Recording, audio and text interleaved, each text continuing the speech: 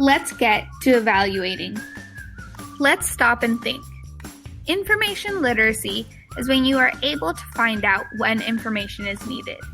From there, you are able to locate it via the internet, email, or another source, then evaluate and use that information effectively. As you begin to locate information using websites, it is important that you evaluate those websites. By evaluating, you are able to make sure information is true and relevant to your question or topic. Oftentimes, websites have outdated information, inaccurate citations or publishing in regards to the topic, or misconstrued information. By evaluating, you are able to steer away from those sites and hone in on valuable resources.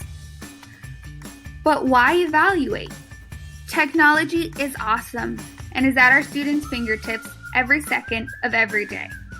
This is why it has become increasingly important that we, as educators, are able to teach our students how to evaluate and critically analyze information they find on websites, thus creating responsible users of the internet. Here are some tips for evaluating websites. Don't just talk, let's explore. Don't just read or talk about it. Actually go into websites. Evaluate their information. Using acronyms like CRAAP or the ABCs of evaluating can help you remember what you're looking for and what's pertinent to the information you need. Also remember the why. Why are we evaluating? To help find relevant and useful information. Let's talk lesson recommendations.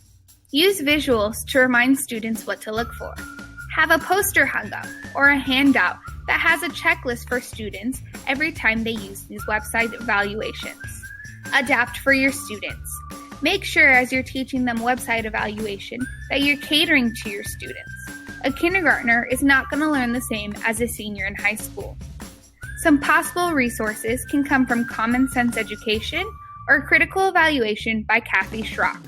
Both have incredible lessons that can help cater to your students on how to evaluate websites accurately. Lastly, try and use a topic that you have covered in class or are going to cover in class. For example, if your students are learning about ecosystems, maybe come up with 2 websites, one that would hit all the marks when evaluating, and one that maybe doesn't hit them quite as well. Resources that were mentioned in this presentation can be found in the description of this video. This presentation was also created using the sources cited on this page.